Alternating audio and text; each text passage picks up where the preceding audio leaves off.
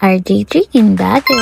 So maaga nga kami gumising nito para mag-prepare for our checkout. Actually, antok na antok pa nga kami kasi pagod na pagod ng day 2. Pero sabi ko nga kung gusto pa nila makapasyal bago kami bumaba ng Baguio, ay naku, magkikilos-kilos na ha. So syempre, hindi namin pwede palagpasin ang Khao Chan Hee kung saan ang sarap-sarap lang talagang tumambay. Dala lang kayo ng foods for picnic, tapos ayan, mag-moment together. Kung madami pa nga kaming time, ang sarap nga lang tumambay dito eh. O ayan nga si Mudra, feel na yan talaga. Sanay na daw siya sa akyatan sa probinsya. So kumain nga lang kami dito, explore, enjoy ang weather, at syempre nag-TikTok together. Then since pa lunchtime na nga, sabi ko itry na natin mag-Grumpy Joe, baka naman maabutan nating walang pila. At niswerte nga naman, ayan, finally matatry na nga namin dito.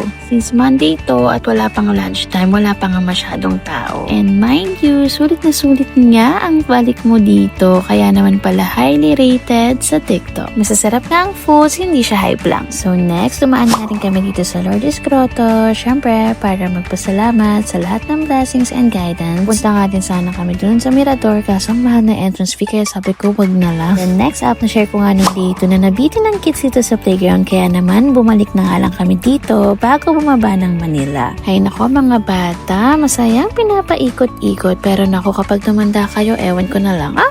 Charing. Then dapat pa uwi na nga kami niyan, kaso humirit pa nga ang kids na gusto nila ulit mag-bike. So syempre, sino ba naman kami para tumanggi? At ayan nga po, for the rent na naman ang mga person. At syempre dahil hindi buong araw ni Kara kapag wala siyang tampo mo. Habang yung isa nagtatampo, yung isa naman po ay hirap na hirap pong mag-bike mag-isa. Opo, medyo hindi kasi adventurous tong dalaga namin, pero ayan naman, nagawa din niya eventually. And this comes out our last day in Baguio. Super nag-enjoy kami sa stay namin dito. Pagod pero masaya. Yun lang guys, thanks for watching!